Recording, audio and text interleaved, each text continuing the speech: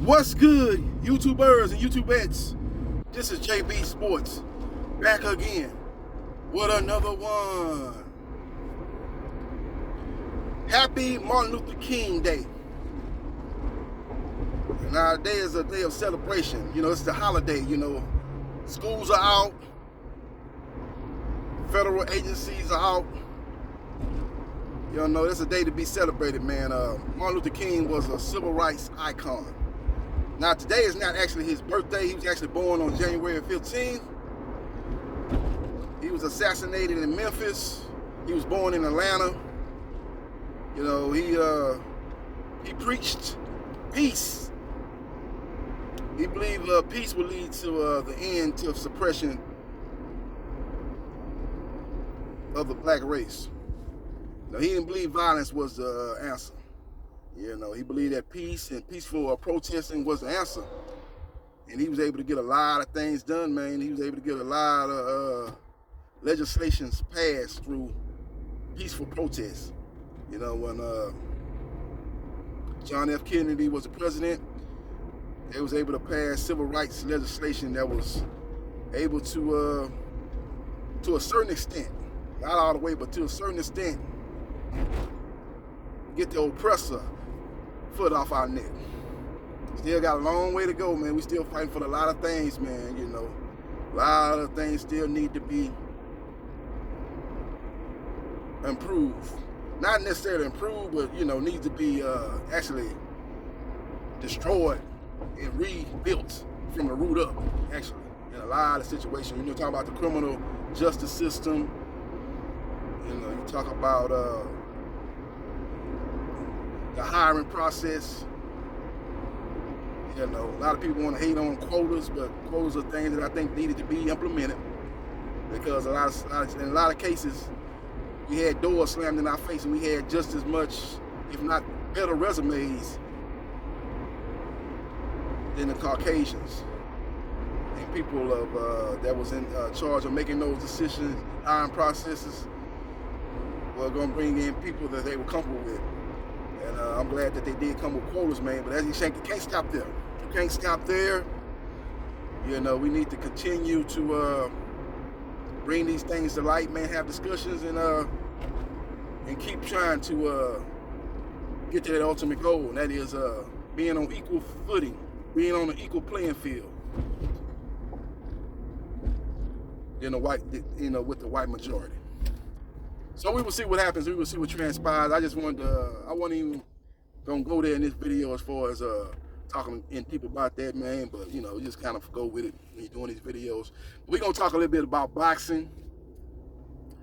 Canelo Alvarez, the face of boxing, the cash cow boxing. Or maybe he ain't the face of boxing.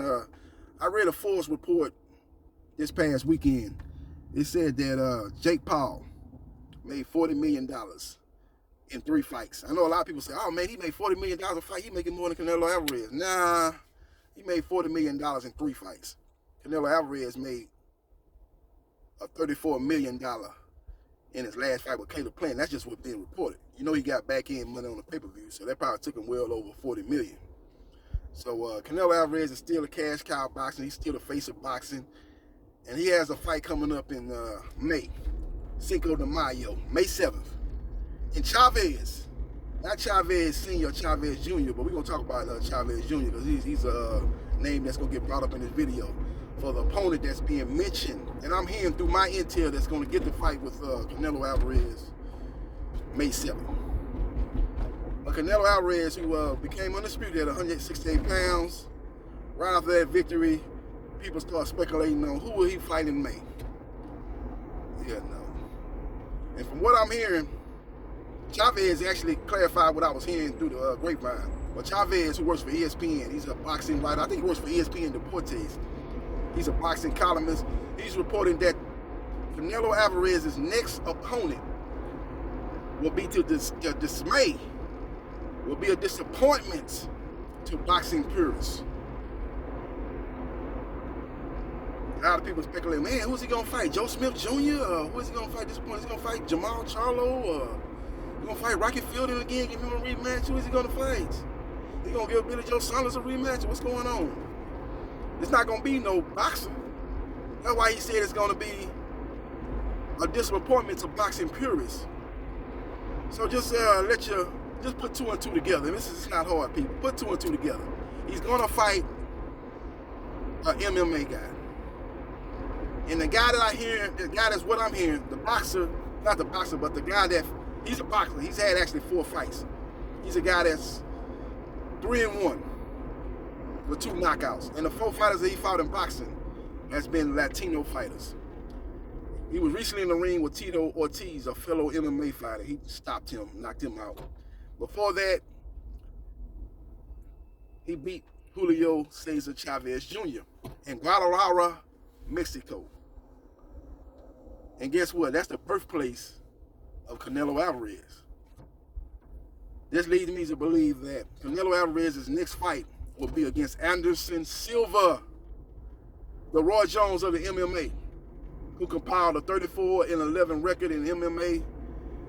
He went on a streak, man, where he looked unbeatable in MMA. It looked like nobody could touch him.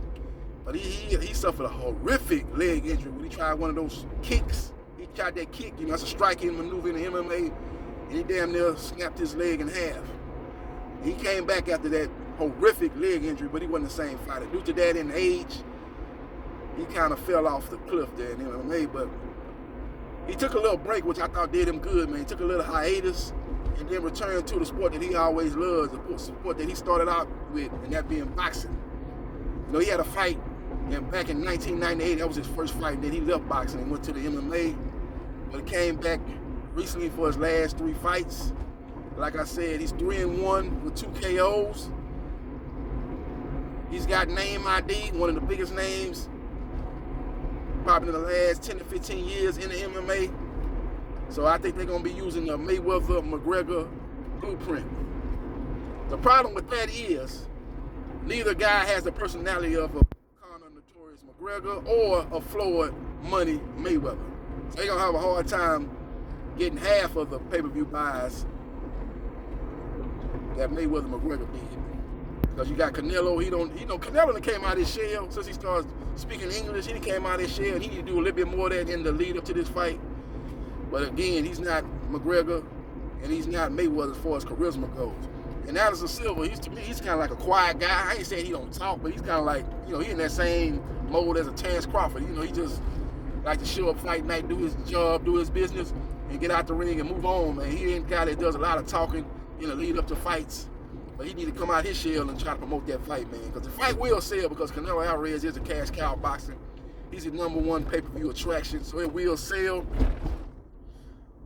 But if you want to do 1 million buys, which I think would be the goal for this fight, and you're going to have to do a couple of press conferences in the lead up to this fight, you're going to have to come out your shell, both guys, to try to sell this fight. Anderson Silva's got to give people a reason to think that he has any kind of chance to pull off the victory. One thing about McGregor was, even though I didn't believe he had any kind of chance to beat Mayweather, the trash talking, the self-confidence, the way he sold that fight gave people, even in the boxing industry, saying, well, maybe he might have a chance against Mayweather. Mayweather is 40 plus years old.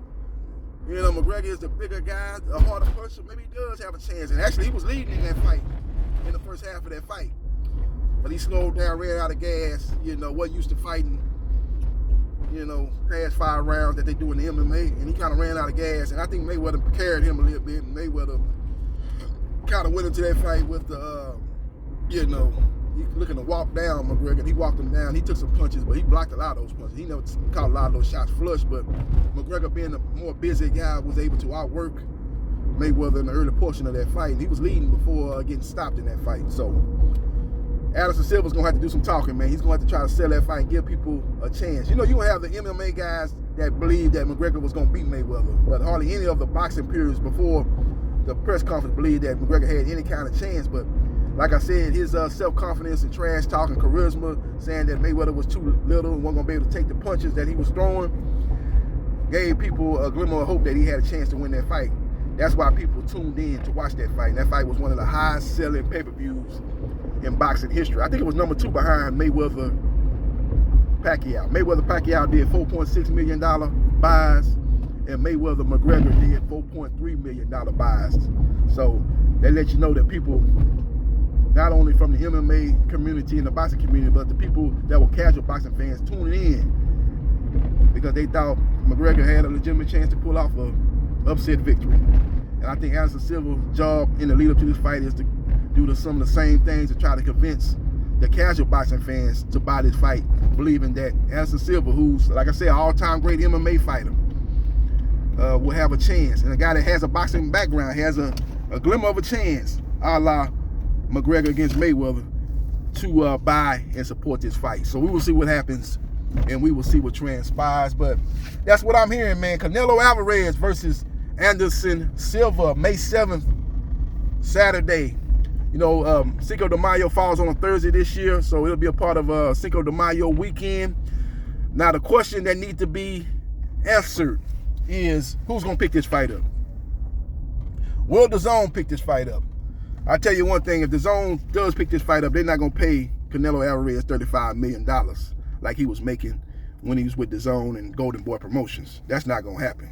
I don't think they're going to pick up this fight for that amount of money, so we'll see if they come into play. I think Canelo will have to accept a lesser guarantee for it to be on DAZN, maybe something like $20 million with pay-per-view upside that could take it to, you know, what he made when he was with DAZN and Golden Boy before, to $35 million. You know, if you do 1 million buys, it'll take it somewhere in the neighborhood of $35 million. That would be the best bet for it to take place on DAZN. Now, the PBC is not going to want to pick that fight up. Now, Showtime might want to pick that fight up. Stephen Espinoza might want to pick that fight up. And the PBC might want to pick that fight up. But the PBC might want another fight added on to that fight. They might say, okay, we'll show the fight with you and Silva, but we want you to fight a 2-fight deal. We want you to sign a 2-fight deal with us. You know, you fight Anderson Silva, you defeat him, and after that you fight Jamal Charlo in September. That's what PBC is probably going to want from Canelo Alvarez. Canelo Alvarez don't want to be locked into any multi-fight contract, so I think he's going to turn that down. So it's going to be up to Stephen Espinoza to convince Al Heyman and the PBC that, hey, let's go and do this one-off. We're doing good business with Canelo Alvarez, and he like working with us, even though we don't have nothing in writing as far as any additional fight besides the Anderson Silva fight. You know, he's worked with us the last 2 fights. Everything goes good. You know, we think we can lock him up for the fight in September with Charlo or somebody else under the PBC banner. Maybe David Benavidez, somebody like that, or maybe he can do a catch weight with Errol Spence Jr. or somebody like that. So we'll feel confident that we can lock him in.